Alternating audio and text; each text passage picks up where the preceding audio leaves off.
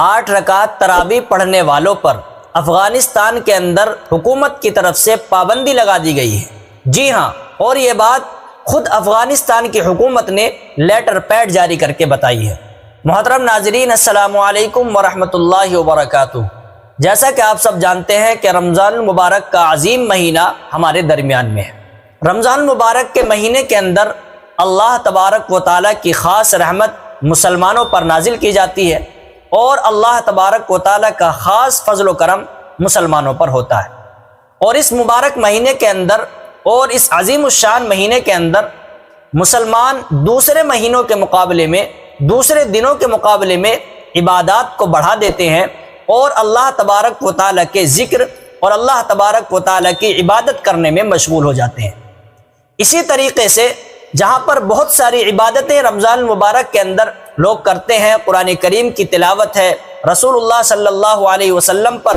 درود شریف پڑھنا اور نبی پاک علیہ الصلاۃ والسلام پر درود بھیجنا اور ذکر و اذکار کرنا، نوافل کا اہتمام کرنا، اسی طریقے سے رمضان المبارک کے مہینے کے اندر تراویح کی عبادت کو بھی ادا کیا جاتا ہے،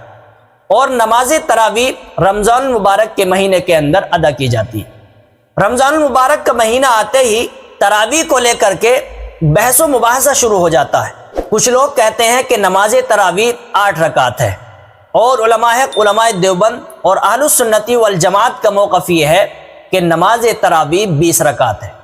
تو اس معاملے کو لے کر اور 8 رکعت اور 20 رکعت کو لے کر کے بحث و مباحثہ چلتا رہتا ہے، اور علماء اہل السنت والجماعت نماز تراویح 20 رکعت ادا کرتے ہیں اور تراویح کی 20 رکعت نماز ادا کرتے ہیں، اور پوری دنیا کے اندر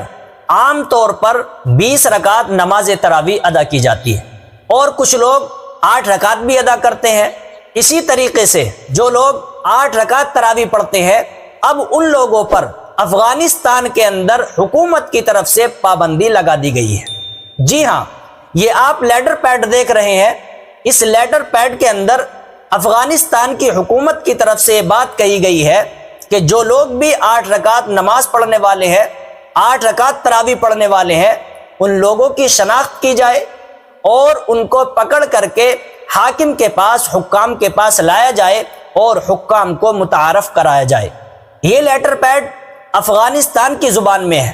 اور اس کو آپ ٹرانسلیٹ کر کے آپ پڑھ سکتے ہیں یا آپ کسی سے پڑھوا سکتے ہیں۔ اس کے اندر یہ بتایا گیا ہے کہ 8 رکعت نماز پڑھنے والوں کی شناخت کی جائے، ان کی پہچان کرائی جائے، ان کی جانچ کی جائے کہ کون 8 رکعت پڑھ رہا ہے، اور جو لوگ 8 رکعت نماز پڑھ رہے ہیں ان کو حاکم کے پاس لایا جائے، اور ان سے حاکم پوچھ تاچھ کریں گے اور ان سے وجوہات پوچھی جائیں گی کہ آپ کس بنیاد پر اور کس وجہ سے 8 رکعت نماز تراویح پڑھتے ہیں۔